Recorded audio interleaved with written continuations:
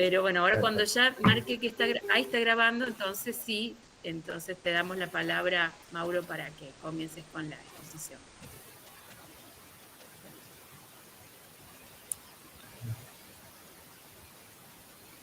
Bien, yo se ve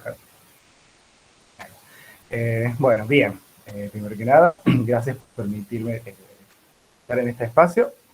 Eh, espero que no me traicionen los nervios, siempre me pongo nervioso en estas situaciones, no lo tengo todavía tramitado. Pero bueno, eh, lo que nos nucleaba con la profe ahí para pensar estos encuentros, bueno, nuestros intereses parten del, digamos, campo en el cual nosotros intervenimos, que es el educativo, eh, bueno, el formal. Y en relación a eso es que nos interesaba pensar que hay disputas, problemas, tensiones en lo que refiere a cuestiones políticas, bueno, pedagógicas, y en este caso particular pensábamos plantearlo en cuestión desde derecho. Y decidimos, podríamos haber tomado diversas leyes que hay en relación a la promoción o garantía, perdón si estoy confundiendo a las personas que estudian este derecho, la promoción de derechos o los agentes que tienen que garantizar el acceso a los derechos, pero decidimos focalizarlo en dos, que es la Ley de Educación Sexual Integral, que eso fue lo que trabajó la profesora Nay la semana pasada, y en mi caso, la Ley de Identidad de Género. Eh, Siempre aclarando que bueno, nosotros la problematizamos como agentes del Estado, cuyo rol consiste bueno, justamente en la promoción de los derechos. Y es en ese sentido que tematizamos la ley de identidad de género. Lo primero que, digamos, con que interesaría partir, si se quiere, es como lo más objetivo, lo más pelado. Bueno, ¿qué dice la ley? No vamos a leer toda la ley, solo como un mojón de, para partir de ahí poder extraer algo. O sea, esto lo voy a leer, pero en el artículo 1, básicamente lo primero que afirma la ley es que el derecho a la identidad de género, toda persona tiene derecho a el reconocimiento de su identidad de género, al libre desarrollo de su persona conforme a su identidad de género y a ser tratada de acuerdo con su identidad de género. Y en particular a ser identificada de ese modo en los instrumentos que acreditan su identidad respecto de los nombres de pila, imagen y sexo con los que se registra. Por otro lado, va a entender que la identidad de género es la vivencia interna e individual del género, tal como cada persona la siente, ¿bien? La cual puede corresponder o no al sexo con el que esa persona fue asignado o asignada al momento del nacimiento, incluyendo la vivencia del cuerpo. ¿Bien? Estos serían como, digamos, los dos primeros artículos que tomé a modo de, bueno, a partir de ahí buscar lograr algún efecto. Eh, Repito, es solo como un indicador, vamos a problematizar la ley.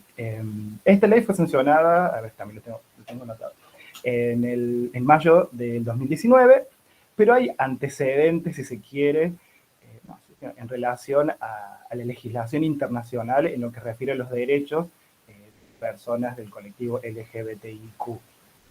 Solo menciono el que probablemente aparezca, o por lo menos ha aparecido en las diferentes instancias de formación, que es como el fundante, si se quiere, que son los principios de, esperen que lo tengo, Yogyakarta, bien, que es ahí donde se establece la definición de la identidad de género en términos no patológicos, es decir, una definición despatologizadora de la identidad de género, que es tal cual la presenta nuestra legislación.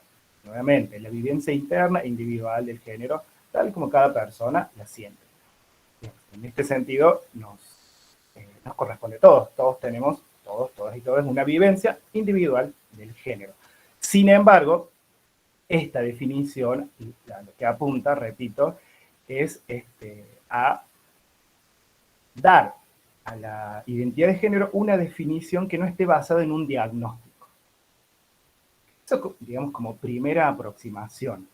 Pero lo que me interesa, por eso plantear la pregunta, es, bueno, ¿por qué una ley de identidad de género? Y en esto acá me parece muy importante retomar a una activista, militante, referenta, derechos de las travestis, que es Johanna Berkins. Ella en una entrevista lo que señala es que, con Julia Mengolini, en las redes, que la lucha del colectivo trans travesti surge de la mano de hijos, en la lucha por la identidad.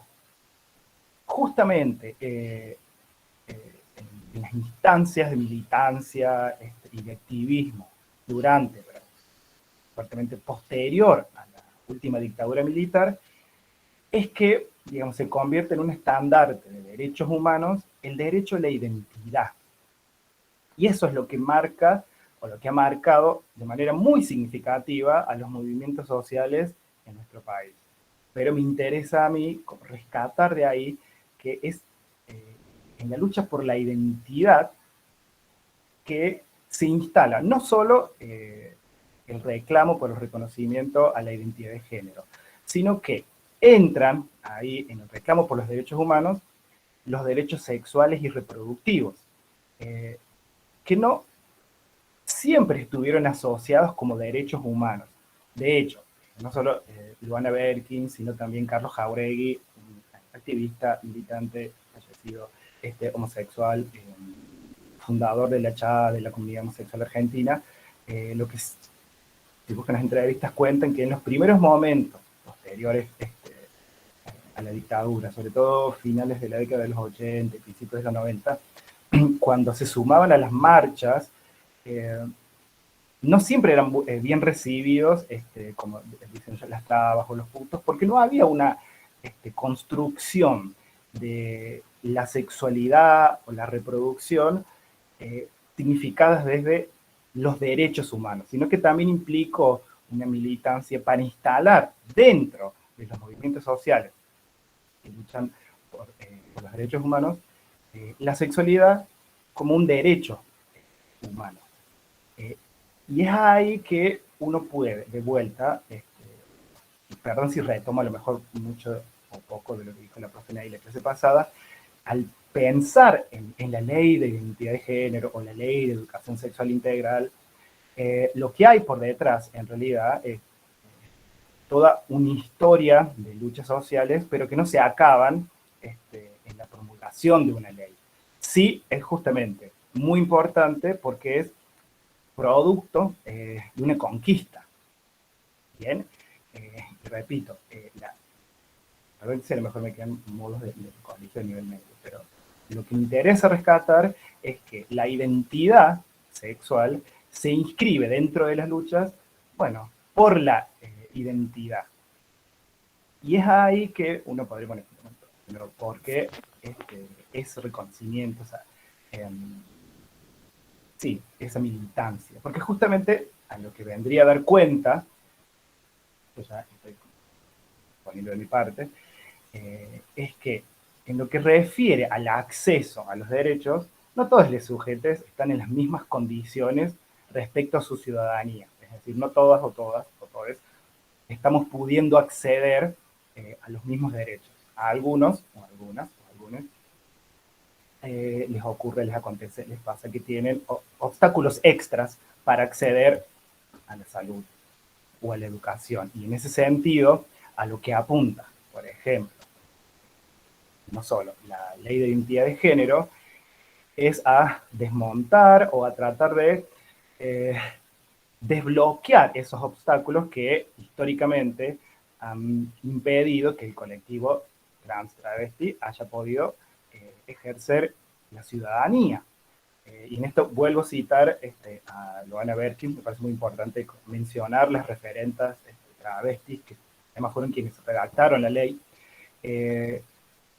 Ella también dice que lo que hace la ley de identidad de género es cuestionar un asunto medular sobre quiénes forman parte del Estado y de la nación.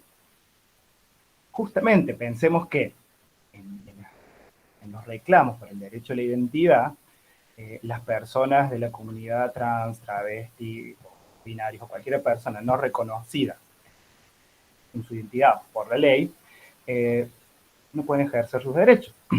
Piensen justamente lo que es estar indocumentada o indocumentado, que uno no puede hacer básicamente nada. No se trata de una cuestión de documentos, sino cuando el Estado reconoce la identidad de las personas y eso habilita el ejercicio de la ciudadanía. Y es en ese sentido que esta ley conmueve, tensiona las bases fundamentales de la sociedad. Déjenmelo plantearlo así. Quizás en esto me vaya un poquito, pero no quisiera irme sin mencionarlo. Al principio señalé que la ley, en su definición de la identidad de género, la despatologiza. Digamos, esto significa o rompe con un modelo médico hegemónico. Porque históricamente las identidades trans, travestis o no binarias, o incluso las identidades sexogenéricas vinculadas al deseo, homosexualidad, lesbianismo, etcétera, han estado patologizadas. ¿Bien? Han sido consideradas enfermedades. Ahora, lo vanguardista, si se quiere, en esto podemos decir que nuestro país es de los primeros en tener una ley de identidad de género, ley modelo en el mundo, es que, bueno, primero, la identidad de género no tiene nada que ver con el sexo, con lo que una persona está asignada al nacer, sino con cómo uno se autopercibe. Y la única condición para que una persona pueda decir que su identidad de género es ser una persona trans, o no cis, o travesti, es su voluntad. ¿Bien? No valen más ni los jueces, ni los fiscales, ni los asesores tutelares, ni peritos, ni psicodiagnósticos o comité de ética. La identidad de una persona, quiera, pero en este caso particular, la ley, no está bajo el escrutinio de nadie. No es opinable por terceros. Hasta antes de la ley, si una persona quería acceder al cambio registral, tenía que presentar testimonios de que había vivido X cantidad de años como, no sé, como mujer o como travesti o como varón, presentando fotos, y ahí un juez decidió o no quién era esa persona. Y en esto es que digamos, reivindicar esta idea de que es la sola expresión de la voluntad de la persona que socializa su identidad, ya es suficiente para que la persona sea tratada en función de cómo se autopercibe. Bien, y esto implicó, bueno, así, por ahora, pensar la sexualidad no como un problema, o no solo como un problema de salud pública, sino también en términos de, bueno, de derechos. Los sujetes, ahora pensados desde la categoría de sexualidad, dejamos de ser pensados como objetos para ser portadores de sujetos. Y en esto también, perdón si me desvío un poco, voy a volver a lo que refiere a cuestiones de la educación, pero me parece que es importante también señalar que, a ver, tanto la ley de educación sexual integral con la ley de identidad de género, como ya dije, son frutos de un trabajo de lucha, de activismo, que se dan desde diferentes trincheras.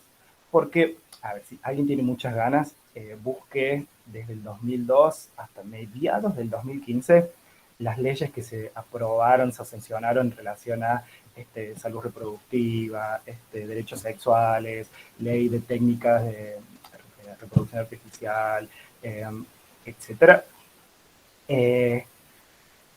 Perdón por la expresión filosófica que no necesariamente me representa ahora, pero me sirve para decir esto. Hay un clima de época que da cuenta de cómo esas luchas pudieron conquistar en lo que abarcó esos años. Y con esto quiero referirme, no sé por qué tanto ejemplo, a la ley de salud mental, a la 26.657, funcionada creo en el 2010, sí, 5 de noviembre, que en el artículo 3 lo que va a establecer, primero, que La salud mental es un proceso determinado por componentes históricos, socioeconómicos, culturales, biológicos y psicológicos. Bueno, cuya preservación y mejoramiento implica una dinámica de construcción social vinculada a la concreción de los derechos humanos. Para luego agregar que bajo ningún caso se puede hacer un diagnóstico en el campo de la salud mental de una persona sobre la base exclusiva de una elección o identidad sexual. Digo, no fue únicamente la ley de identidad de género despatologizando las identidades la que sentó un precedente, sino que la misma ley de, perdón, es que le digo, de patologías mentales, porque de hecho nuestra nueva ley de salud mental no es una ley de patologías. Bien, por eso utilicé las comillas. Ahora, de vuelta, reformulo. La misma ley de la salud mental también despatologiza las identidades sexuales o la elección como un criterio a partir del cual establecer un diagnóstico en el campo de la salud mental. A ver, lo menciono porque me parece que es importante hacer como un mapeo de cómo estas luchas están todas juntas, ¿bien? No sé si es la mejor expresión, pero están correlacionadas. La ley de educación, la ley de reproducción asistida, o sea, tenemos una ley que garantiza y que entiende que formar una familia es un derecho y lo cubre el Estado, bueno, de manera deficiente o no. Tenemos una ley de salud mental en el mismo contexto de los derechos humanos. Y todo, repito, en esa franja de años que, a ver, sucedieron del 2003 al 2010 las promulgaciones, pero todo ese trabajo es, bueno, data de años, ¿bien? Pero quiero rescatar eso. Ahora, una vez, menos he establecido estos antecedentes, componentes, en torno a la ley de identidad de género, creo que es importante señalar, y en esto es que quiero empezar a acercarme a las cuestiones de elección, no solo en ellas, que quienes nos desempeñamos como agentes de distintos elementos del Estado, educación, claramente, salud o seguridad, o como profesionales vinculados con las poblaciones de niños, niñas o adolescentes, es acá que se vuelve doblemente fundamental, no sé si es correcto, pero conocer y trabajar estas legislaciones vigentes para poder justamente fortalecer o aportar al fortalecimiento de niñeces como sujetos de derecho, ¿bien? En sus garantías y exigibilidades, lo planteas. Repito, hay distintas responsabilidades, pero las principales son las institucionales.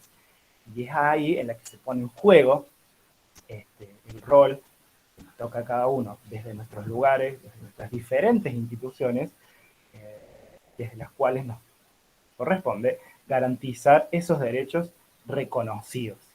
¿Bien? No solo si estamos en una institución, como ciudadanos, ciudadanas o ciudadanos, también nos compete contribuir con esos derechos. ¿Bien? Ahora, en lo que hace a las niñeces o a las juventudes trans, creo que es importante también, de vuelta, poner el foco en esto que plantea la ley. Me gusta decir que es vanguardista, pero porque lo que implica es cambiar el paradigma desde el cual miramos a las niñeces. Todas, ¿no? Pero en este caso particular, las niñeces trans o no binarias. Porque las posiciona como sujetos de derecho, que justamente tienen agencia, no son objetos. A ver, implica desarmar el adultocentrismo, básicamente.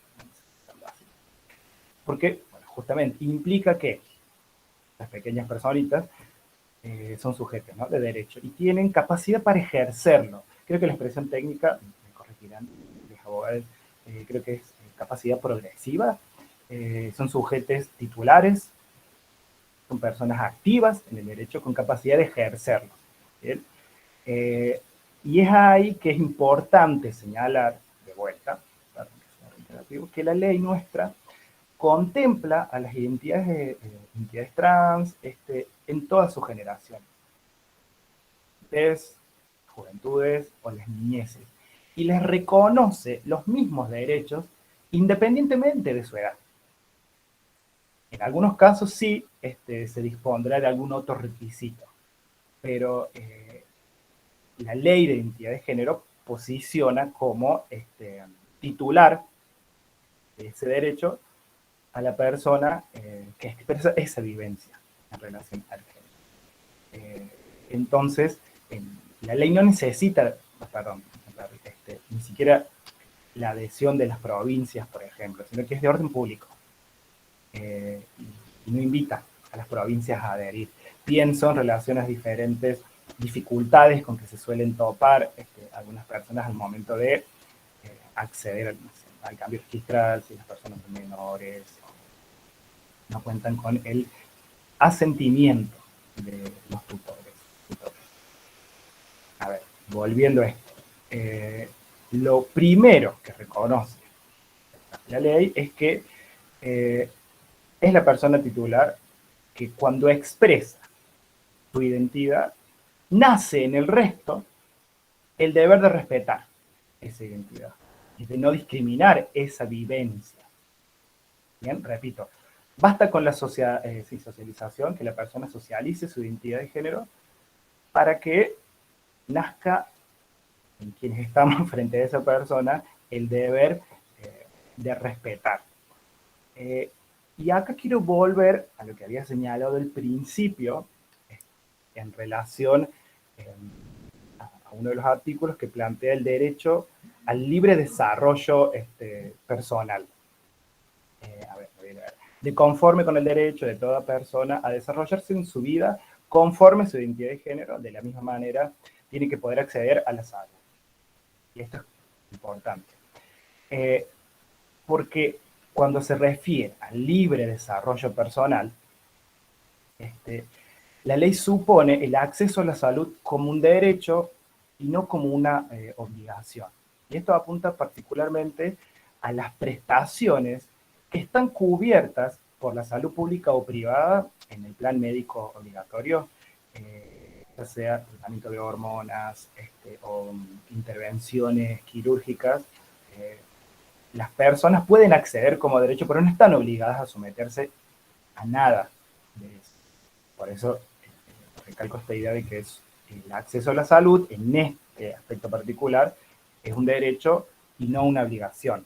Sí habría de vuelta que ajustar porque, a ver, ese plan médico obligatorio que cubre, ahora entre comillas, sí, que cubre el acceso a esas intervenciones.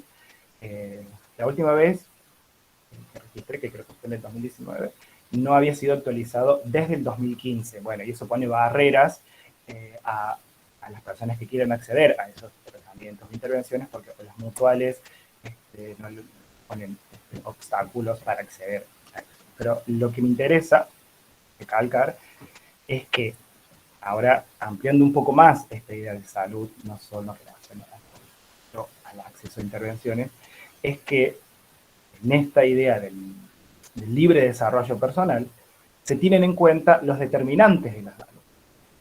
Al trabajo, al empleo, a la educación, a la vida libre de violencias. Y esos determinantes se encuentran contemplados en la ley de identidad de género porque define a la identidad, la identidad de género como un derecho humano. Bien. Y en lo que hace, perdón que vuelva con esto, pero creo que es uno de los artículos importantes, que es el 12 en relación al trato digno.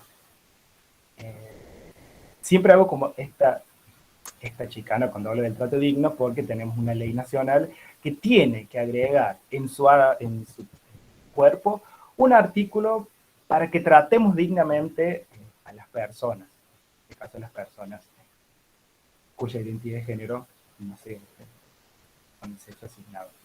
Digo, la chicana está, ¿de verdad necesitamos una ley que nos obligue a tratar dignamente a las personas? Bueno, sí, claramente sí.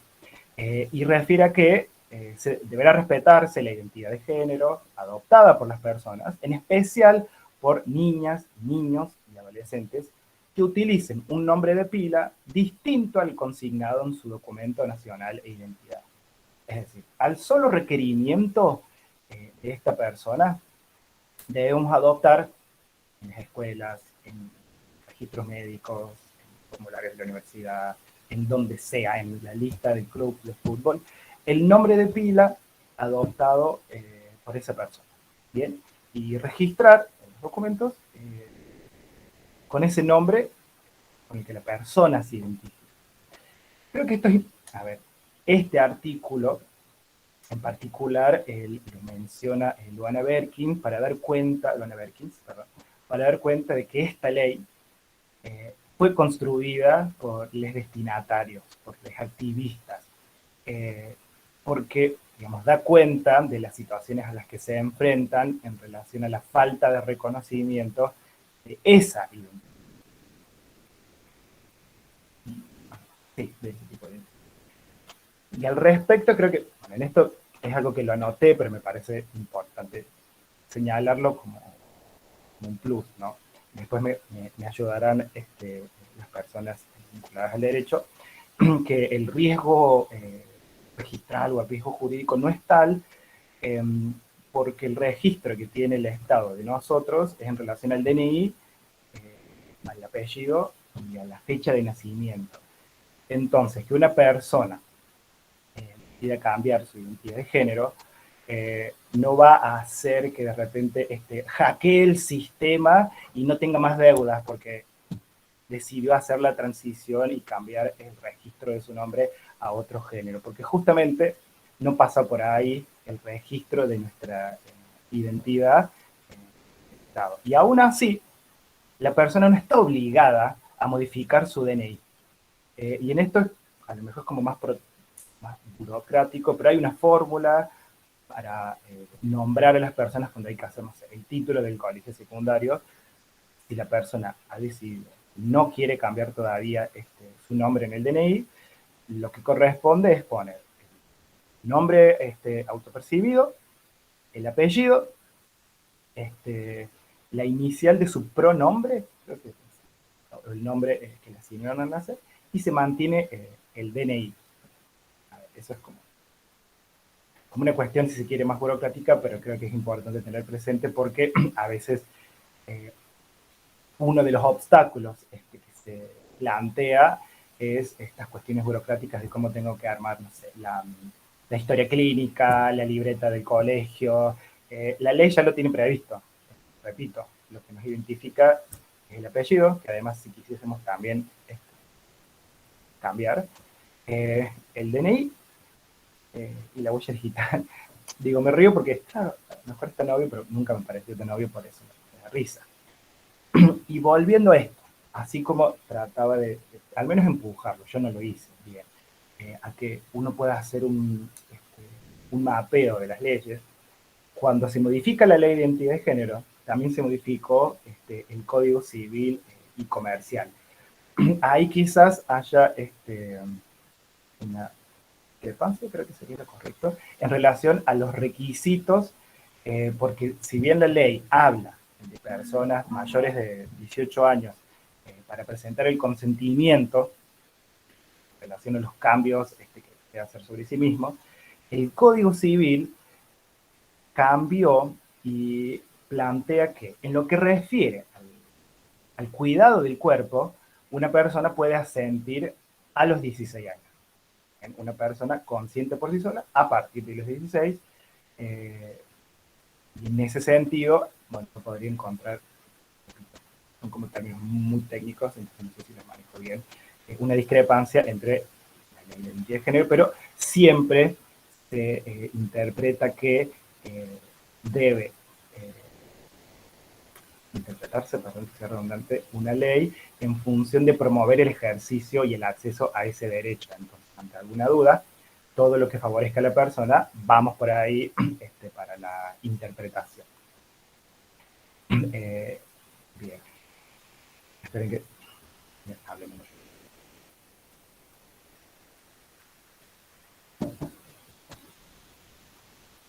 Bien. Volviendo a esto. Lo que me interesa pensar en relación a... Le puedo usar la expresión en la ley de identidad de género, pero lo que me interesa es lo que hay por detrás. Cómo estas subjetividades, estas identidades, estas formas de ser y estar en el mundo, lo que hacen es conmover y cuestionar instituciones, bueno, en algún punto hasta medievales. Pienso en este momento en las universidades, la cantidad de años, podríamos decir que la universidad es una institución medieval, no sé, podríamos. Y se me viene a la mente ahora las intervenciones que se hicieron cuando había clases presenciales, en los baños, y cómo la sola idea de pensar baño sin género o baño bigénero, un baño que no estoy organizado en términos cis binarios, generó al menos ciertos resquemores. Y era simplemente intervenir una puerta. A lo mejor no era simplemente intervenir una puerta. Pero ahí da cuenta de cómo este sistema de salud, en el sistema educativo, bueno, en términos institucionales, la institución salud, la institución familia, la institución educativa, se ven fuertemente conmovidas, es decir, de conmoción, de que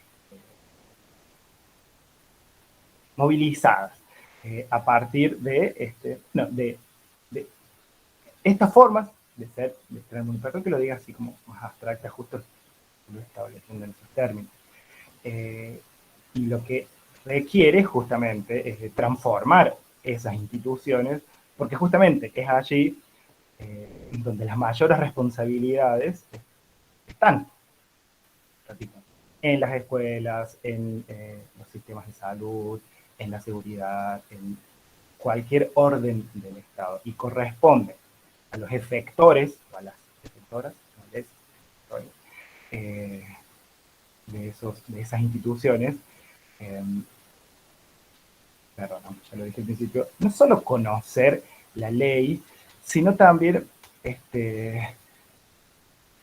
dar cuenta de qué hay por detrás. O sea, la ley sola, digamos, no alcanza. Es importante reivindicar esta idea de la ley de identidad de género. Tiene una historia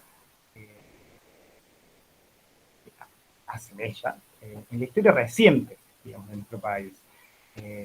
Y a veces es interesante pensar, por ejemplo, en las efemérides, en las escuelas, cuando es la semana de la memoria o la semana de la identidad, muy pocas veces asociamos o se trabaja, no sé, la identidad de género, por ejemplo. Digo, estoy pensando, perdón que a lo mejor vaya solo con ejemplos escolares, pero la idea era pensar la educación como ese campo problemático, justamente es un campo de disputa. Esto ya quizás esté más cerca de lo que planteó la compañera Anay, porque las resistencias a estos avances, a estas conquistas de derechos, te hacen ver, quienes trabajamos en las instituciones, cualquiera sea, uno da cuenta de cómo, por más que tengamos una de las mejores leyes en materia de identidad de género, la batalla, perdón si es una expresión ya cliché, la batalla es cultural también. Y en función de esto es que, me paso rápido, pero bueno, mejor lo decimos rápido, no quiero dejar de mencionar, antes de terminar de hablar yo por lo menos, que esto que yo pude trabajar, es decir, de la mejor manera en relación a las niñeces, a las leyes, al recorrido muy somero en relación a que estaría bueno, en tema de tesis, alguien está con una tesis, trazar la ley de identidad de género, la ley de matrimonio igualitario, la ley de técnicas de reproducción asistida, la ley de salud mental, la ley de interrupción voluntaria del embarazo. Todo esto que yo pude trabajar hoy, lo sé, si se quiere lo aprendí, en instancias de formación que no estaban en la universidad. Yo me recibí y en esto quiero como, digamos, indicar, o por lo menos mencionar que hay otras formas de producción de conocimiento, pero particularmente a una organización que se llama 100% Diversidad, Activismo LGBTIQ, y a la Casa Trans de Trans Las Sierras, que organizan conversatorios vivos en YouTube y traen, bueno, pues, intelectuales, personas, referentes del tema, y me parece que corresponde, si yo puedo trabajar esto, es porque pude entrar en otros círculos en los que este otro conocimiento se produce. Creo que es valorable que esto también se instale, en esta cátedra abierta, en la universidad. Ya, digamos, ya existe, ya hay, por ejemplo, proyectos de investigación. Pero a veces parecería, perdón si a lo mejor no corresponde, pero a veces como que uno llega tarde porque hay ciertas discusiones y ciertos problemas que se abordan y son tratados en los territorios. Y después podemos problematizarlos en la academia. A lo mejor es las dinámicas necesarias, la circulación de las ideas.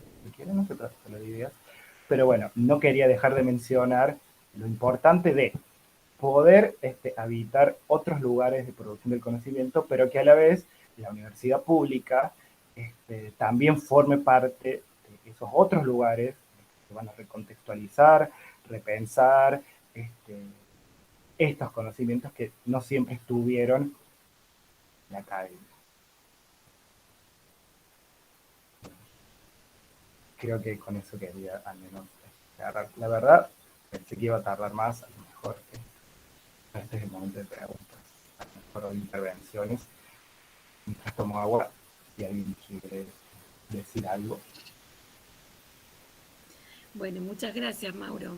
Bueno, no sé si alguien quiere comentar algo, hacer alguna pregunta. No sé en el chat si han... A ver, bueno, no hay preguntas en el chat. Bueno, no sé si quieren por medio del chat o habilitar el micrófono, levantar la mano y hacer alguna pregunta o comentario sobre esto. También,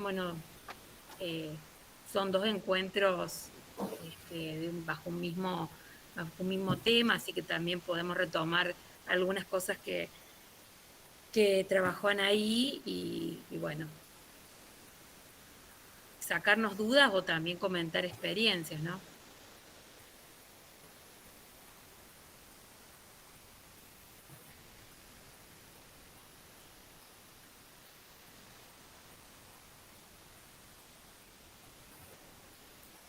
Mariana. Yo estaba esperando que alguien hiciera algún comentario, pero si nadie lo hace, me largo porque vieron no, ponías, Mauro, el ejemplo de los baños en las escuelas o en los lugares públicos y me llevaste directo al pasillo de la Facultad de Ciencias Humanas. Nosotros, desde que empezamos a trabajar Pensemos Diverso desde la facultad, y digo nosotros porque es un colectivo bastante grande de personas, venimos tratando de sacar el cartelito del baño. Y digo tratando de sacar porque hicimos cosas raras como poner un cartel que diga baño universal, baños universales al costado entre las dos puertas. Vino alguien atrás nuestro y sacó el cartel. Pero físicamente pasó, ¿no? Encontramos el cartel abolladito al lado, con lo cual vino alguien y se ocupó de darse cuenta de sacar el cartel y hacernos ver que lo había sacado. Entonces después dijimos, bueno, hagámoslo más grande. Cuando se remodeló la facultad, con un destornillador, sacamos el cartelito del nenito y la nenita. Y vino alguien, que por supuesto no sé quién es, pero tampoco quiero saberlo, así no me peleo con nadie, y le puso una C y una D a cada puerta, o sea, damas y caballeros. Peor que el nenito y la nenita me pareció, con un fibrón indeleble que fue difícil borrar. Y entre medio se viene la pandemia, ¿no? Y entonces ya nadie se preocupó por qué cartel tenía la puerta, porque cada cual hacía pie en su casa. Pero, digo, cuesta hasta ese punto. Estamos trabajando en una facultad que plantea programas, políticas inclusivas desde el género, las explicita, las pone como bandera, las hace ver, forma para eso o intenta formar. Claramente llegamos tarde. Yo coincido, Mauro, que cuando me formé tampoco había nada, pero tampoco yo tenía categorías para leer el género de otra forma, ¿no? Entonces, avanzamos muy rápidamente en esto. Digo, avanzaron los colectivos que luchan desde abajo, desde arriba o desde afuera o desde el costado, pero que luchan fuera de las instituciones porque no habían llegado hasta este momento. Y nos llevaron puestos con el avance. Me parece genial que nos lleven puestos. Entonces, digo, es tan complejo como eso. Somos, no sé cuántas personas, no me sale pensar cuántas personas habitamos todos los días la facultad, pero no somos tantas, no somos miles. Y poníamos el cartel y no pasaba media hora, el cartel no estaba más, ¿sí? Y están las chicas que me sirven de testigo también, porque lo hemos charlado incluso. Es decir, ¿a quién le jode tanto que podamos compartir el baño? ¿Sí? Y claramente hay otra cuestión que hace a la infraestructura. Los baños de varones tienen una infraestructura, al menos intento querer usarlo y no podría, digamos. Entonces, también es complejo eso. Hace falta como una cuestión arquitectónica distinta para que podamos entonces plantearlo. Pero se generan instituciones nuevas y se habilita baño de varones, baño de mujeres, y algo, les voy a agregar un condimento más que me genera como una cosquilla mayor, que es el baño para personas discapacitadas. El baño para personas discapacitadas sí es universal en género. ¿Sabes que si tenés discapacidad no importa qué género te toca, ¿sí? Porque podés hacer pie en el mismo baño, pero si no tenés discapacidad te toca el de nena o el de varones. Entonces hay una cuestión que es arquitectónica, que creo que es linda también con lo legal, porque cuando se habilita un bar, tiene que haber baños para personas con discapacidad. Ahí nadie se fija en género, ¿eh? Está buenísimo eso. Si tenés discapacidad, dale nomás, que también podés ser trans, no hay drama. Es gravísimo como comunidad. Y entonces se entiende que haya un artículo que hable de la dignidad. Porque fíjense todo lo que nos falta, o sea, es gravísimo. Yo, perdón, me meto así, no estuve en las clases anteriores porque coincide mi clase con la de ustedes, pero no me aguanto con esto de las cuestiones tan simples como una puerta. Porque tal como lo dijiste, Mauro, yo te agradezco la claridad. No es simple, es mucho más que una puerta. Y si uno lo pensara desde la autobiografía, en nuestras casas todos hacemos pie en el mismo baño. Sí. No tendría que ser tan difícil compartir el baño. Bueno, nada más para ponerle un poquito más de ácido al ácido que ya le había tirado a Mauricio.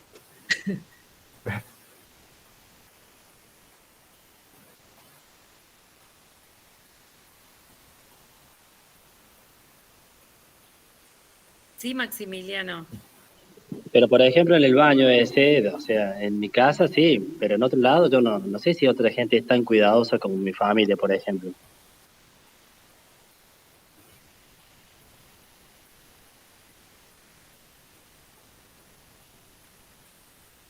Bien, no sé si Mauro vos querés comentar algo sobre lo de Mariana, lo de Maximiliano, sobre eso, o quiere alguien aportar algo en ese sentido.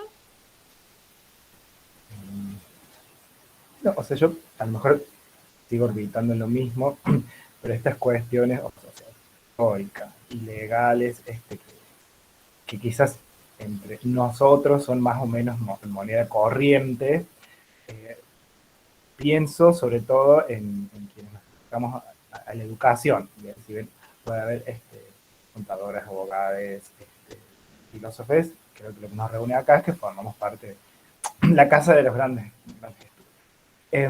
y una cosa con la que a veces chicaneo en las plenarias de las escuelas es que un profesional de la salud, mental, médico, médica, un abogado, un contador, está al tanto de las legislaciones que resguardan, pero que la práctica profesional, y sin embargo, en lo que hace a los profesionales de la educación, no hay una construcción de ética profesional, no usar mucho esa palabra, pero voy a usarla, ni de la identidad profesional vinculada, no quiero ser legalista, pero vinculada a estas cuestiones de reglamentación, que bueno, en este caso apuntan a garantizar el derecho de nuestros estudiantes. Y eso es algo que, bueno, es una deuda en la manera en la que, sobre todo, perdón, en esto otra vez, en la universidad pública es una deuda con la formación de los profesionales en educación, porque de hecho todo es perfeccionable, ¿no? Puede ser más o menos peor o mejor. En los institutos de formación superior, las carreras de profesorados tienen una materia específica anual sobre educación sexual integral. Hay una construcción, al menos como todo, en los papeles, en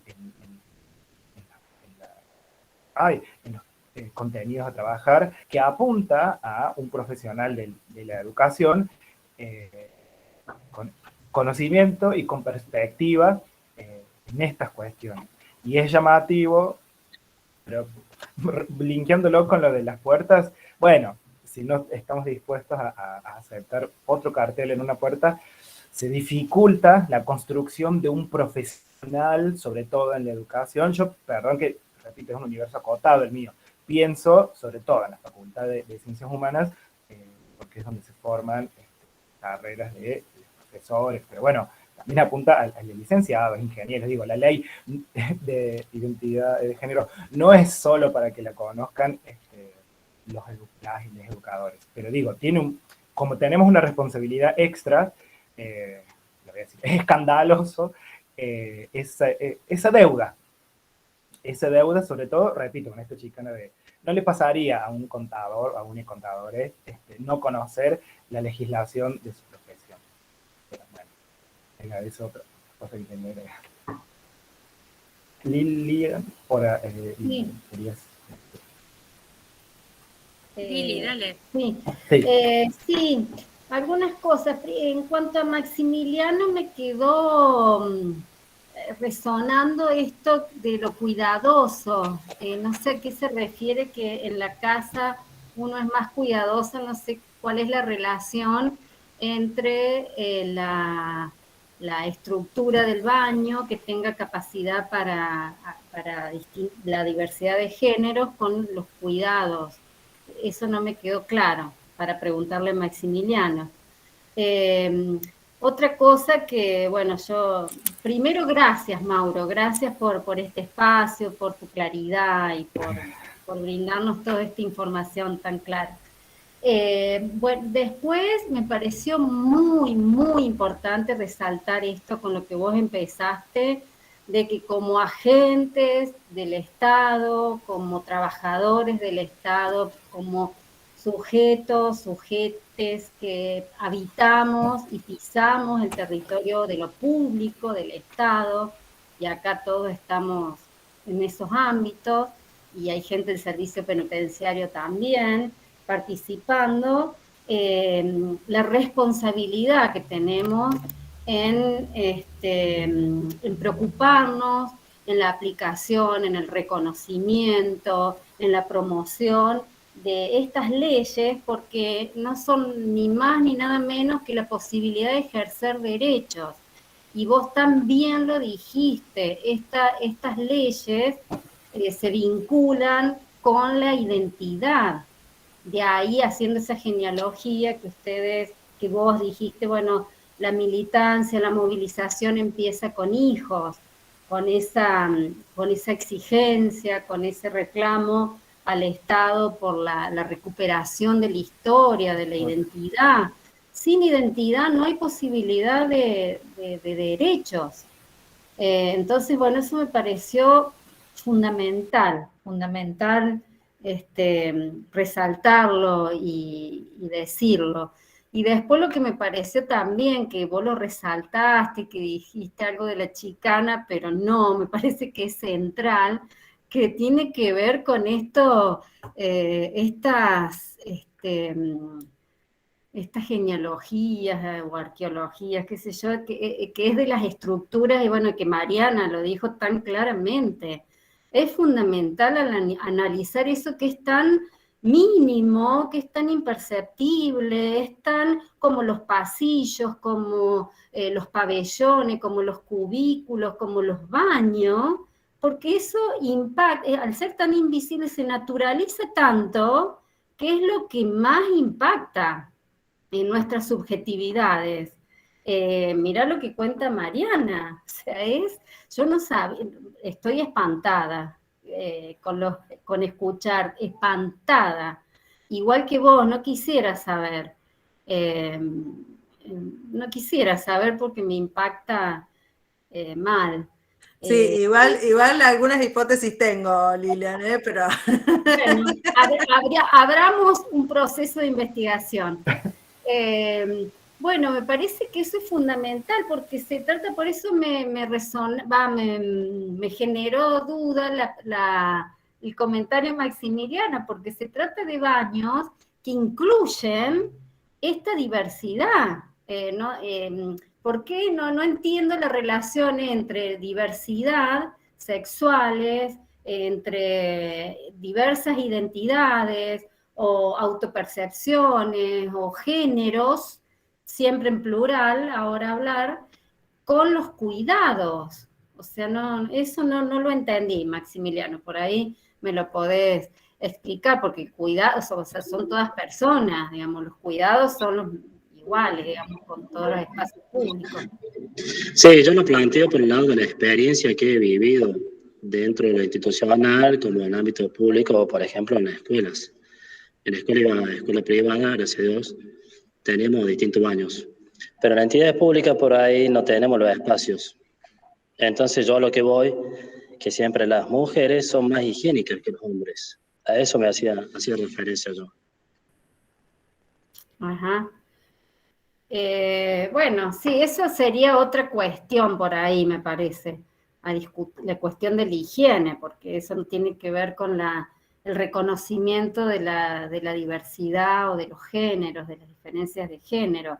Sí, ahí vamos a ver qué quería comentar Carla, después podemos retomar, porque me parece por ahí lo que plantea Maximiliano tiene que ver a lo mejor con el tema de las prácticas culturales y con ciertos estereotipos que por ahí tenemos. Entonces, no es que yo entiendo que por ahí al principio cuando uno plantea el baño, o sea, toda la vida hemos ido en las instituciones a baños de mujeres y baños de varones. Y como bien decía Mariana y Mauro también, la cuestión no es solo ley, sino también prácticas culturales, ¿no? Y uno puede generar justamente las leyes, pero las prácticas tardan a lo mejor más tiempo ¿no? Entonces, para poder entender a lo mejor la cuestión de los baños sin género, tenés que desandar primero algunas cuestiones que están muy naturalizadas. A lo mejor lo que comenta Maximiliano tiene que ver también con un estereotipo, y habría que ver si eso es así, de que los baños de las mujeres son más higiénicas y los varones, no sé, yo no estoy segura de que sea así. Yo no tengo ningún problema con el tema de los baños, así que como los baños de mujeres casi siempre están ocupados, voy al de varones y no me hago ningún problema.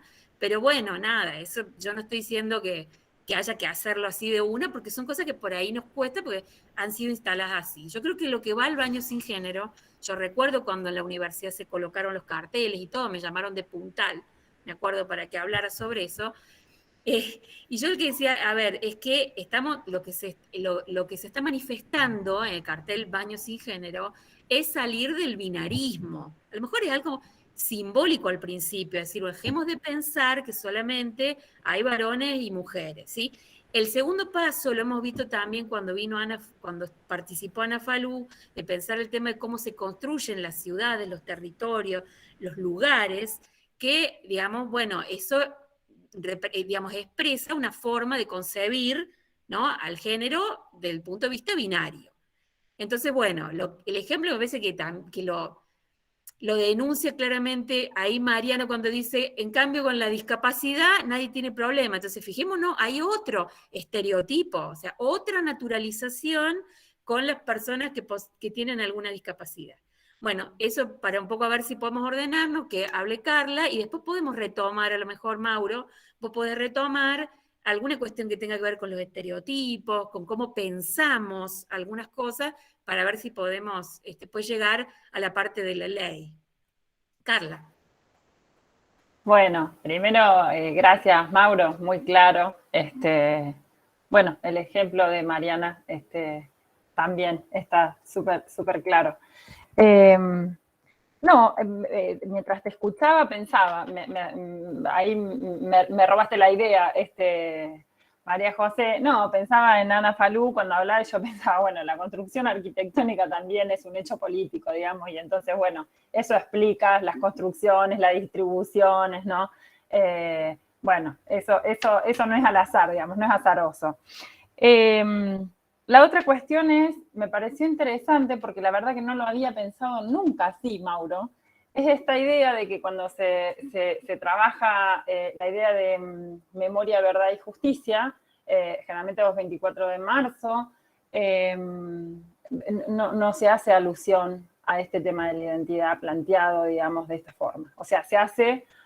yo entiendo que como proceso histórico y como una conquista también, el tema de el juicio por la última dictadura, bueno, es importantísimo y como que se lleva, ¿no? Como mucha cosa. Pero lo interesante de poder abrir esto y también incorporarlo en la medida en que desde los propios organismos ya viene planteado, digamos, esta necesidad de que la identidad es una identidad para todos y para todas, para todes, ¿no? Que no solamente está, porque hay está instalado esto de que la identidad está asociada a hijos de desaparecidos, ¿no? Hay como una ligazón que, bueno, es histórica y, bueno, obviamente, ¿no? Pero está bueno eso de pensarlo así, está buenísimo, estaría buenísimo que se labure así en las escuelas y estaría buenísimo también que lo pensemos nosotros así, lo podamos también aportar, digamos, en la reflexión en las aulas, en el marco de la universidad.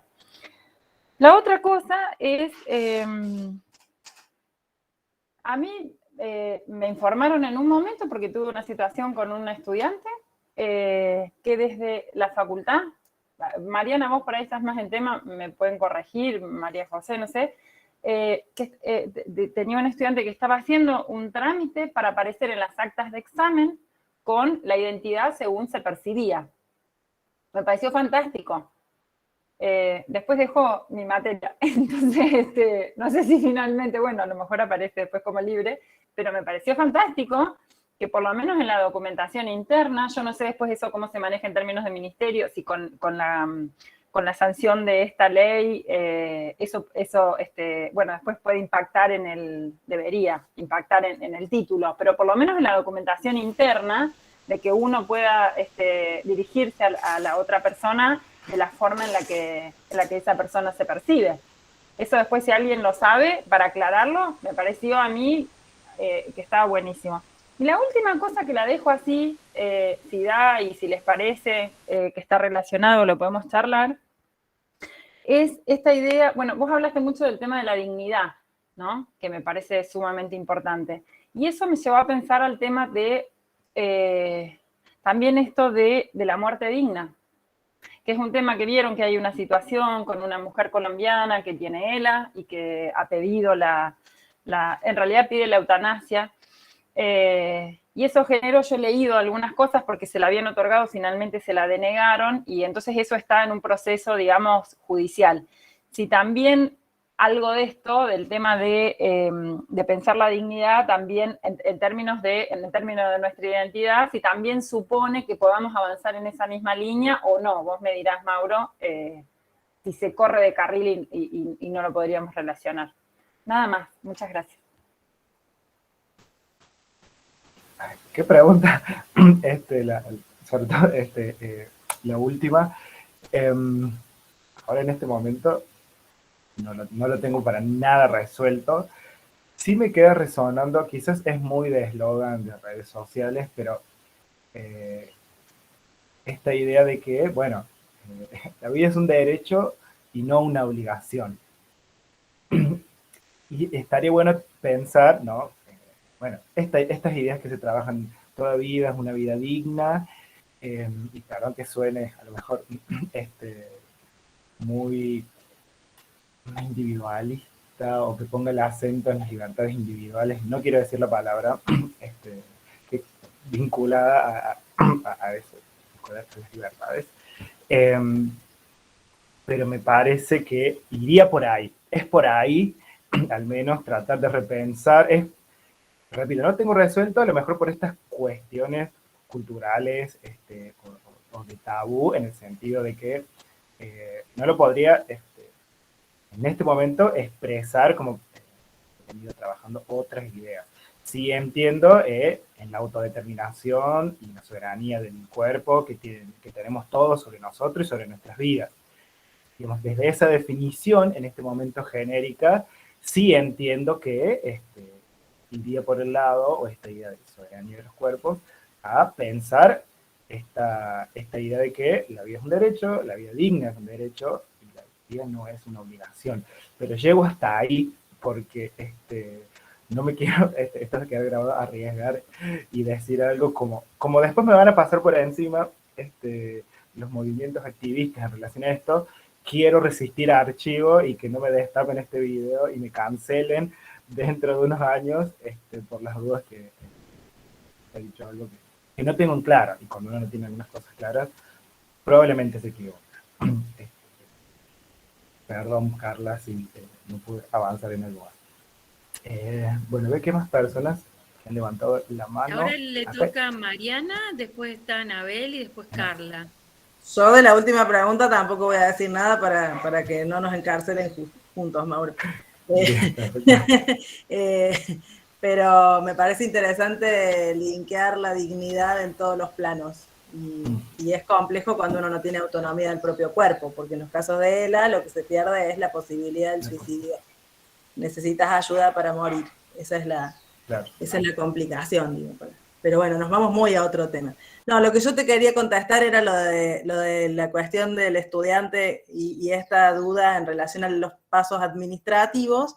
Yo no sé exactamente desde qué año, pero como el 2020, desde la Secretaría Académica hicimos muchas gestiones modo registro de alumnos, a mí me tocó administrar todo lo que tiene que ver con planillas de ingreso.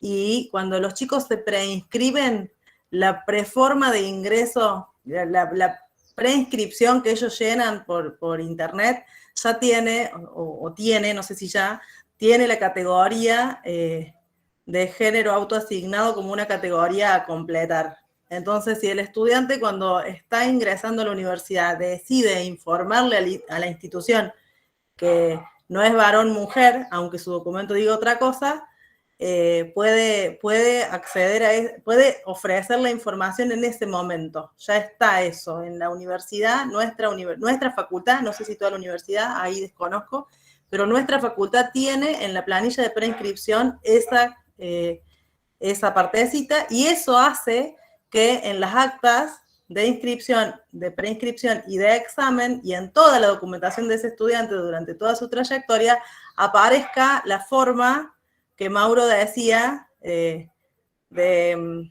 DNI, el apellido, la inicial del nombre, claro, del nombre anterior asignado, y el nombre autoasignado, como en el orden en que vos lo explicaste mejor que yo, porque yo no me acuerdo. Pero aparece ya así directamente en las actas. Lo que creo que falta todavía es que los docentes sepamos que es por eso. A mí me pasó que me han consultado por qué en un acta de examen aparecía así un estudiante, y le tuve que explicar que seguramente está en un proceso de cambio de género, o informó eso a registro de alumno y es su derecho que sea llamado de esta manera. Pero eso institucionalmente en la facultad ya está, y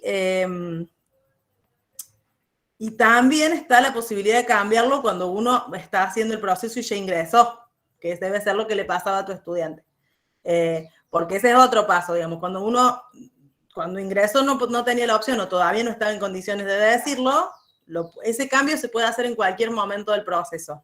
Lo único que hay que hacer es que coincida el título del secundario y los papeles del secundario con lo que está registrado en registro de alumnos de la facultad.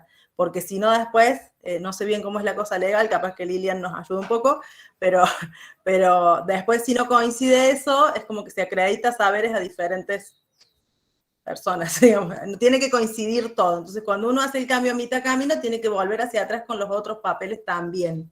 Y tiene que registrarse nuevamente. Pero está todo el recorrido ya hecho, digo, a nivel formal, y me parece que a mí me sorprendió, no sé, Mauro, si vos miraste eso cuando dieron el ingreso este año, me sorprendió la enorme cantidad de chiques que ya lo dicen, que lo informan, y eso lo leía yo ingenuamente desde dos lugares. O, bueno, están logrando cumplir con el secundario y llegar a la uni, que es muy alentador, si uno lo ve desde las estadísticas, o se están animando a decirlo antes. Claro. No la están careteando, digamos. Las dos cosas me parecen muy alentadoras, pueden ser cualquiera de esas dos lecturas las que ingenuamente puedo hacer de ese dato, pero en el 2021 hubo muchos chiques que al preinscribirse manifestaron no ser varón ni mujer, más allá de Claro. cómo después manifiesten lo que sigue, digamos, ¿no? Y en qué etapa estén. A mí me pareció sumamente alentador como comunidad.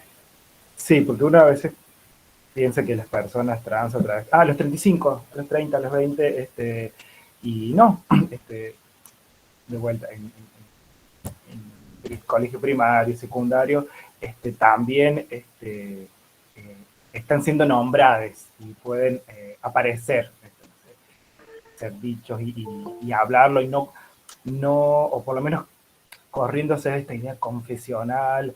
Entonces, pero bueno, eso por el trabajo también depende de vuelta de la institución, de los docentes. Creo que algo de lo que mencionó Ana en el otro encuentro, trabajar la ESI implica cierta cintura política, estratégica y negociar. Entonces, bueno, a veces uno logra, no sé si uno logra, pero uno genera las condiciones para que las chiques no tengan que esperar hasta los 30 años para poder expresar su identidad de género. Pero creo que, bueno, así como hay alguien que saca los carteles del baño, quedémonos también con esto otro de que como comunidad tenemos infancias y juventudes que están pudiendo hablar, decir quiénes son. Tienes el micrófono apagado, María José. Ahí decía que hay varios que han levantado la mano. Yo les propongo que sean, bueno, traten de hacer las intervenciones más breves y que hablan Abel, después creo que está Carla y después Oscar, y después, si querés, ahí contestas Mauro, ¿te parece? Y ahí en el chat también una inquietud de una de las compañeras que dice qué debates novedosos nos podemos dar en cuanto al lenguaje inclusivo.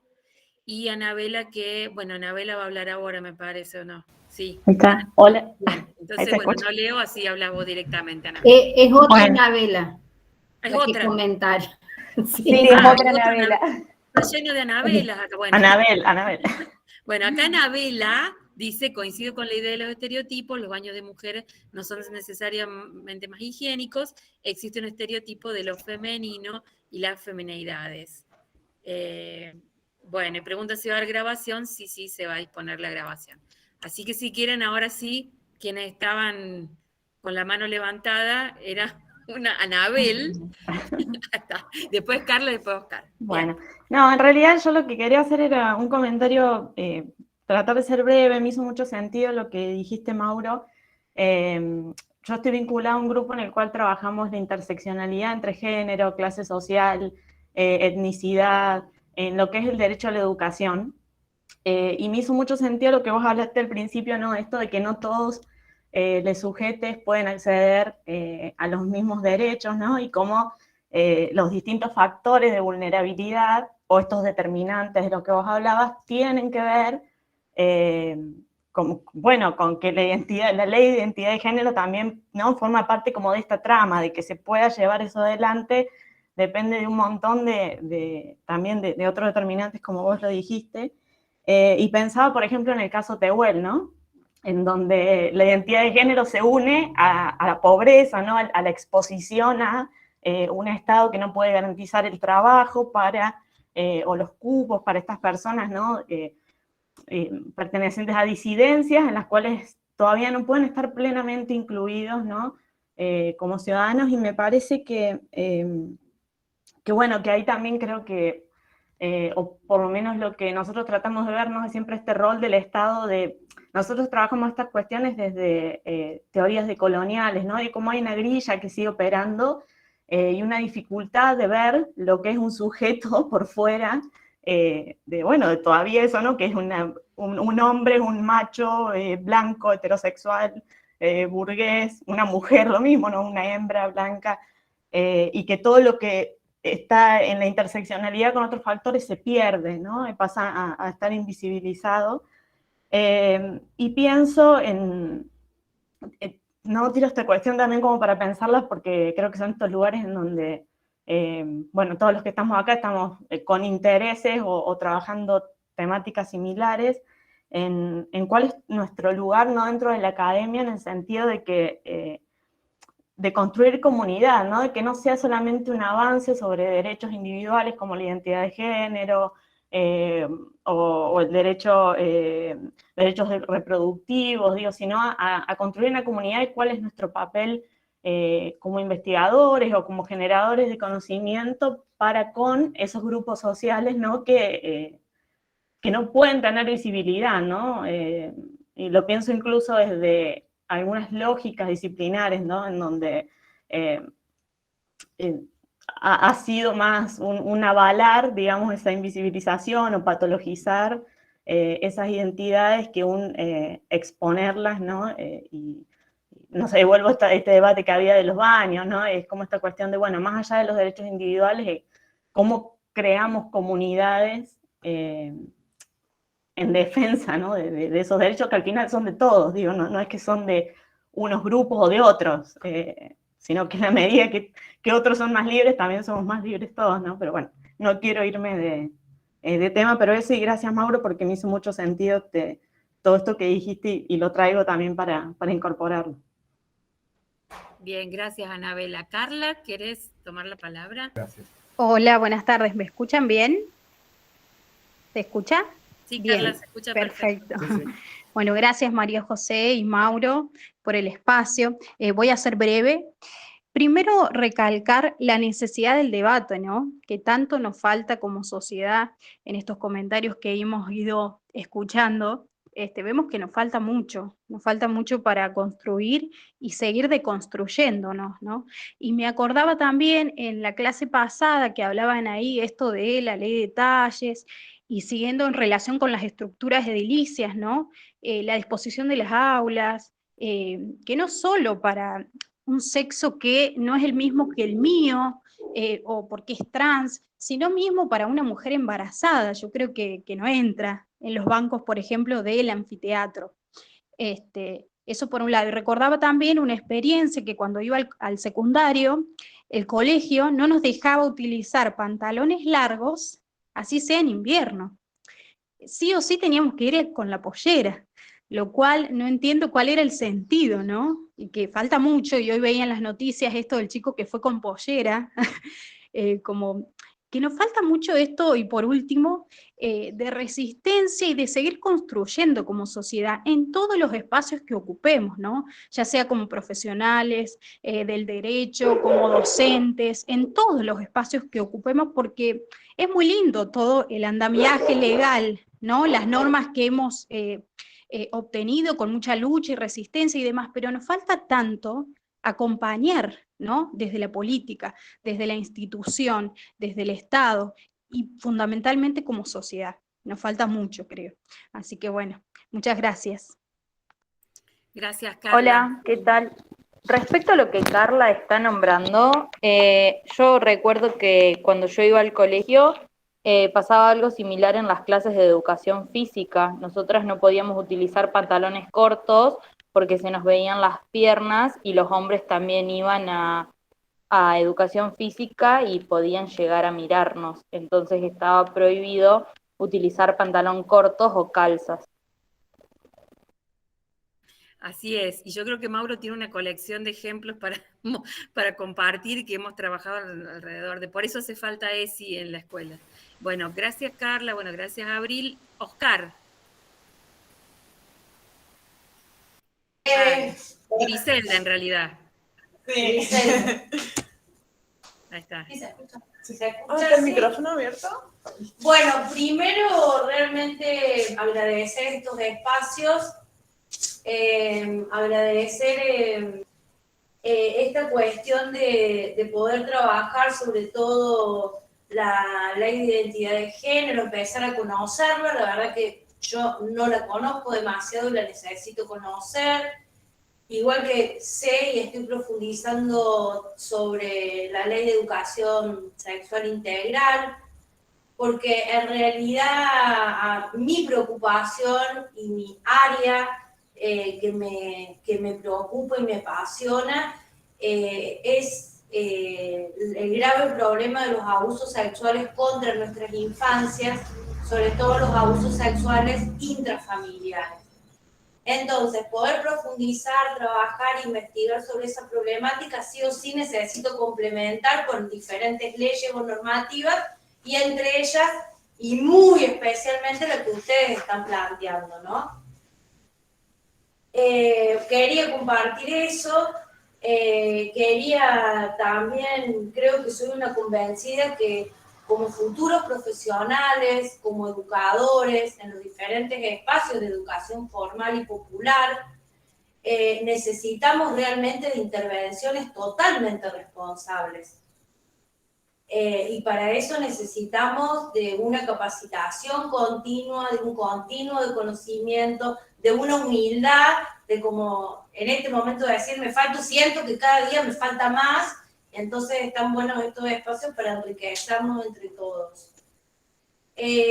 Por otra parte, hablar de abusos sexuales contra nuestras infancias es hablar de una multiplicidad de vulneración de derechos, entre ellos el derecho a la identidad, entre ellos la integridad sexual y muchos otros, ¿no? Entonces creo que necesito de ustedes en alguna manera para poder seguir mi eje de formación, complementando, vuelvo a repetir, con un montón de normativas, pero sobre todo estas. Laboralmente he trabajado muchos años, 15 años consecutivos en una organización civil de la ciudad de Río Cuarto, trabajando talleres de prevención de abuso sexual infantil a partir de 3 años de edad, y bueno, trabajábamos en guarderías, jardines, primarios, secundarios, con los niños, con los padres, con los docentes, y cada lugar a donde íbamos era algo particular, ¿no? Lo enfocábamos de una manera particular según la situación, según la necesidad. Y me parece que es súper importante poder en este momento ingresar a la universidad, ingresar a nuestra Universidad Nacional Pública con estas temáticas. Creo que es urgente. Somos un montón de profesionales y de estudiantes que vamos a salir y vamos a encontrarnos con estas problemáticas complejas de abuso que muchas veces no sabemos qué hacer porque generan muchísimas crisis y creo que necesitamos estar preparados. Quería compartirles eso y gracias. Gracias, Griselda. Bueno, Mauro, si querés responder a los comentarios de las compañeras. Bien, son como muchos. Me parece importante lo que menciona Gina en el chat, Gina Andreani, no sé si lo han podido leer, en relación a, digamos, yo lo plantearía así, como otro problema que se desbloquea dentro de las discusiones de los feminismos o las diversidades sexuales, en relación a estos espacios compartidos. Porque por un lado, la discusión en relación no binarismo se traduce, se actualiza en pensar los espacios públicos y en este caso los baños. Ahora, esto que plantea en relación a la vulnerabilidad, también es cierto que las mujeres, las disidencias sexuales, identitarias, travestis, trans, también se sienten en esa situación en la que, por un lado, sí, no al binarismo, pero la situación de vulnerabilidad en relación a las estadísticas de crimen de odio, femicidios, violación, transodio, hace que sea lógico y necesario este mecanismo de defensa de no sentirnos o sentirse cómodas en un baño en el que puede entrar un varón. Perdón que lo reduzca a esta cuestión, pero sí me parece que es una cuestión ahí que anuda porque podemos estar deconstruidas en relación a pensar otro tipo de baños, pero también ocurre esto otro, estas situaciones de vulnerabilidad. A veces la opción no es que esté pidiendo una opción, se puede plantear un baño sin género como tercera opción, pero creo que es una cuestión que le sigue, que va por otro lado en relación a lo que, a ver, simbólicamente representa cuestionar el binarismo en los baños.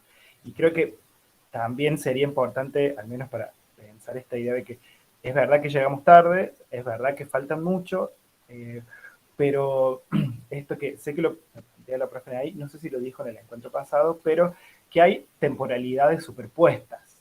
Es decir, en las escuelas, aún al día de hoy, uno tiene un espacio en el que las niñas, las juventudes, pueden expresar su identidad transgénero en el aula, y a continuación te cruzas a la preceptoría o a otro curso y tenés el comentario más machista o más homofóbico, transfóbico que puedes encontrarte, y después vas a la otra aula y tenés chicos que te quieren decir que se pusieron de novios con 2 personas.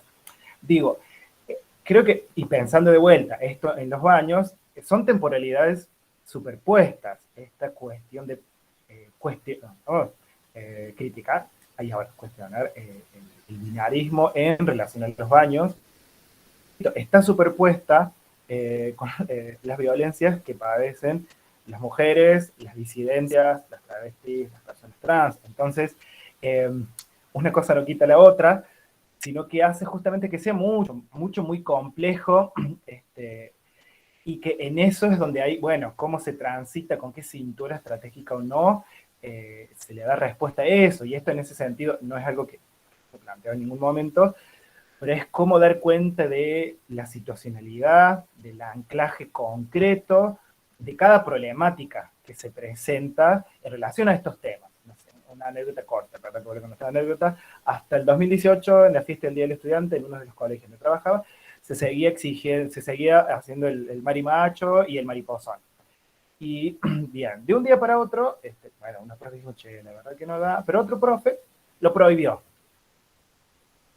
Y la verdad que, digamos, está bueno que nuestros estudiantes no se sientan violentados si querían que el colegio promovía la burla de esas identidades. Pero no hubo ningún trabajo pedagógico, didáctico, educativo, se prohibió.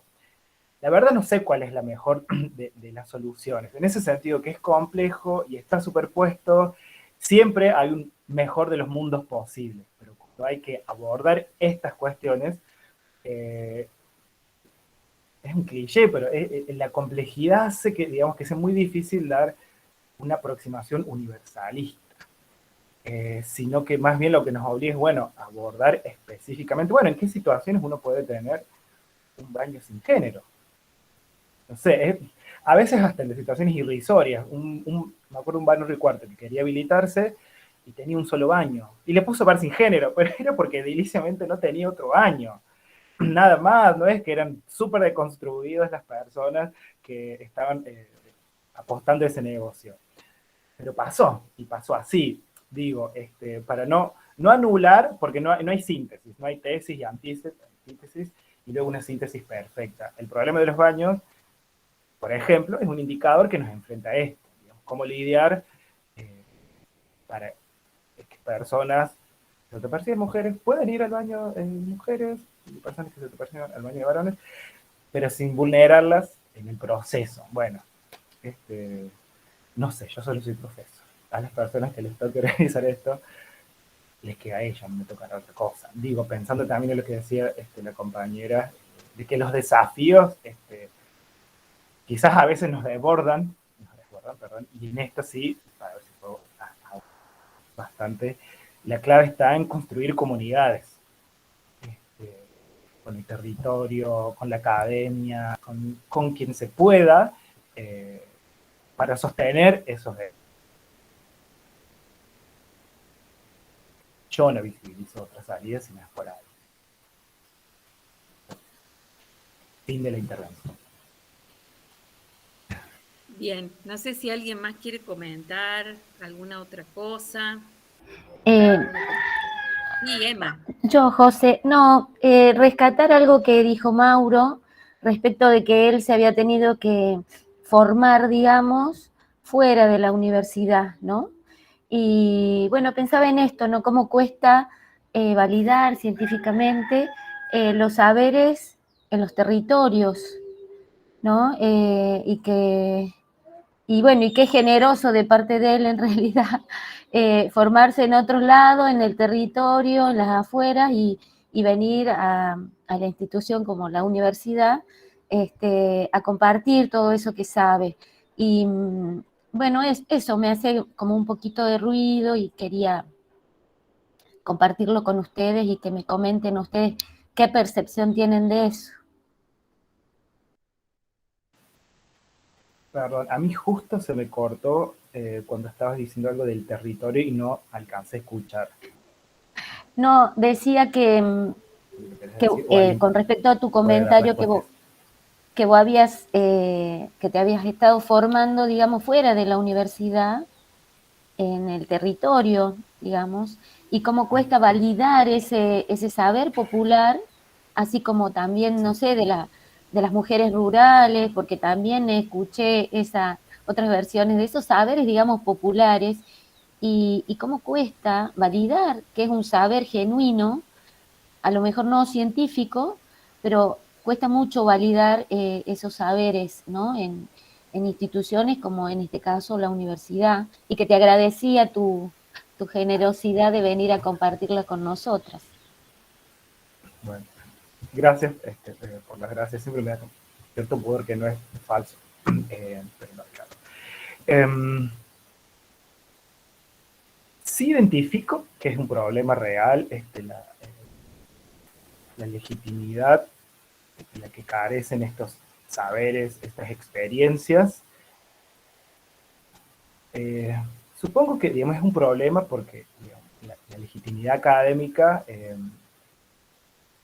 da cierto reconocimiento social, pero en la medida en que podamos conseguir otro tipo de reconocimiento, no sé cuán necesario, quizás lo pienso en términos estratégicos, es, repito, necesario en ciertas mapeo o estrategia política llegar a las universidades, pero no sé hasta cuándo, hasta dónde pujar o hasta dónde tensionar esa estrategia. A ver, porque pienso en lo que mencionaba Mariana, de cómo los movimientos sociales nos pasaron.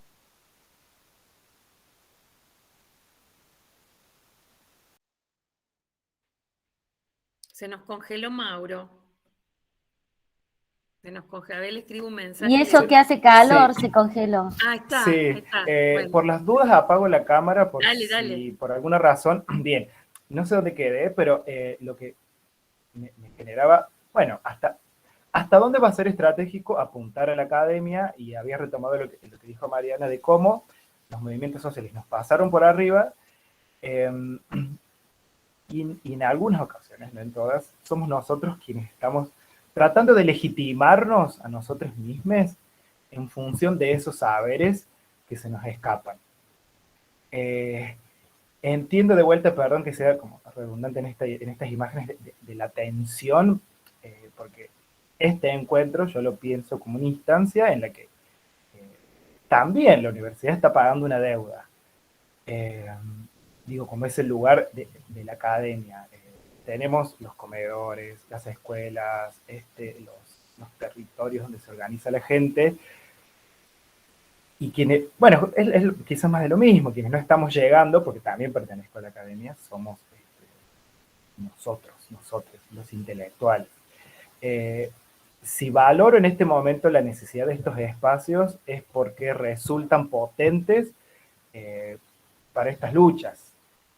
Quizás habría que repensar toda la intelectualidad, porque solo estaría pensando su legitimidad en función de cómo nos ayudan en términos políticos.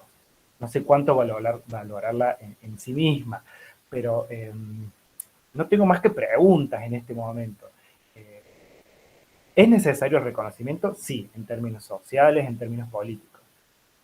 La academia todavía nos puede ayudar a instalar discusiones o a instalar problemas, pero hay discusiones que ya están instaladas, problemáticas que ya están abordadas, y también estamos llegando tarde. Y de vuelta, pienso en la manera en que somos desbordados en las aulas, sobre todo en infancias y con juventudes, y que se vuelve urgente esta formación, que bueno, la estamos generando acá, pero otros por nuestras experiencias vitales llegamos a formar parte de esos colectivos que generan estos saberes. Pero me quedaría con esto. ¿Es necesario ese reconocimiento? Sí, pero también en algunas ocasiones no, porque hemos desbordado y son otros quienes van a legitimarse en función de esto que están sucediendo en los territorios. Fin del intervalo. Bien, Mauro, sí. Acá Mariana nos dice, quizá estos espacios de cátedra abierta ayuden a integrar saberes. No creo que sea tan importante que la universidad nos legitime, el poder comunitario es enorme en caudales de saber, es así. De todas maneras, a mí me parece que seguramente la universidad tiene muchas cosas para repensar. Todos los que estamos dentro de la universidad pública, y por supuesto la defendemos, la defenderemos todo, ¿no? Y que la valoramos y que creemos que es un espacio que todavía, por supuesto, falta que mucha gente entre y bueno, pero me parece que somos muy críticos en respecto a su estructura, a sus formas endógenas de legitimarse, en mucho tiempo que ha permanecido también aislada la universidad. Hay un montón de cosas que seguramente son deudas, pero yo creo que hay también, como decía Mauro, un clima de época que hace que la universidad se esté mirando mucho hacia adentro, repensando las misiones fundamentales, que en mucho, digamos, donde la investigación aparece mucho más legitimada, la docencia y por ahí la vinculación ha quedado siempre más relegada, y se está repensando, desde hace un tiempo se han curricularizado, o sea, se han introducido formalmente en los planes de estudio la vinculación social con los territorios. O sea, hay muchas cosas que se están pensando, me parece que va todo en el sentido de justamente pensar qué tipo de saber. O sea, sabemos, como decía Mauro al principio, que se preguntaba, ¿podemos decir que es una institución medieval? Y sí, en mucho sentido, una institución moderna, en el sentido de la modernidad también, y hay un montón de pensadores también que comentaba Anabel, creo, de el pensamiento decolonial, y tenemos a Boaventura hablándonos de ecología de saberes, y digamos, hay un montón de pensadores y hay docentes de nuestra casa que están pensando, digamos, qué tipo de saberes y para quién y cuáles son esas misiones de la universidad. Entonces me parece que en eso está repensándonos todo el tiempo como universitarios, es que se abren estos espacios por voluntades que son políticas, y bueno, en algún momento tal vez no tenga que existir una cátedra abierta de género, como no tenga que existir un artículo sobre el trato digno. Pero mientras tanto, fíjense cómo, de alguna manera, en la cátedra lo que hemos logrado es justamente tratar de que esos saberes que nos pasaron por arriba, tal vez, estén entrando con la misma legitimidad y en el mismo nivel epistemológico que cualquier profesional legitimado por la academia. Y estamos acá conversando con distintos niveles de formación, con nada, y por eso hacemos este formato de conversatorio, donde, bueno, para algunas cosas están bien, otras son muy discutibles, otras cosas todavía están muy arraigadas, en algunas cosas tal vez no nos pongamos nunca de acuerdo, pero lo interesante es que estamos compartiendo un lugar para pensar, y me parece que lo que hace falta es tener la cabeza abierta, estar, digamos, atentos a escuchar, por ejemplo, Mauro, que nos trajo un montón de cosas para pensar, y bueno, y nos vamos con eso. Nada tenemos resuelto, ningune, digamos, sobre estos temas, y todos los días, principalmente acá, compañeros que tienen mi edad, sentimos que siempre estamos un paso atrás. Y cuando uno se junta con esta gente más joven, que la mala influencia digamos, te llevan también, te pasan por arriba y decís, pero yo ya estaba tan tranquila pensando que las cosas eran así, y no, y dale con otra cosa. Bueno, hay que estar preparado justamente para estar, porque eso es lo que invita la universidad pública, a pensar contra nosotros mismos, ¿no? Lo que tenías claro, bueno, acá te rompemos la cabeza para que esta noche te quedes pensando si están bien los baños sin género. No, más allá de los baños, que es una anécdota, ¿no? A pensar, digamos, todo esto que por ahí es la primera vez que escuchamos, es algo que nos hace ruido y que sea bienvenido eso. Así que bueno, muchas gracias a todos los que participaron esta vez, a Mauro y a Anaí que prepararon este encuentro de 2 días, a los que vinieron a este módulo, pero que, bueno, van a haber más encuentros de la cátedra, ante la consulta de los debates sobre el lenguaje inclusivo no binario, va a haber un encuentro próximamente referido a eso. Así que bueno, los vamos a ir convocando para que sigamos discutiendo. Siempre tratamos de traer gente que se dedica a estudiar esas cosas para que, bueno, para que comparta todos esos saberes que vienen trabajando y que, bueno, podamos desde también la ignorancia preguntar y aprender juntos. Así que los esperamos en los próximos encuentros y les agradecemos desde la cátedra de la facultad el haber participado hoy, y para quienes están cursando la materia en sostener su cursada a pesar de todo hasta el final. Así que allá ya están pasando los carteles de gracias, la gente de trabajo social. Así que a todos, bueno, nos vemos. Y bueno, gracias Mauro, gracias José. Gracias a todos. Gracias a todos. Gracias, nos vemos. Se cuidan del calor. Chao. Abrazo a cada uno. Igualmente. Gracias. Gracias.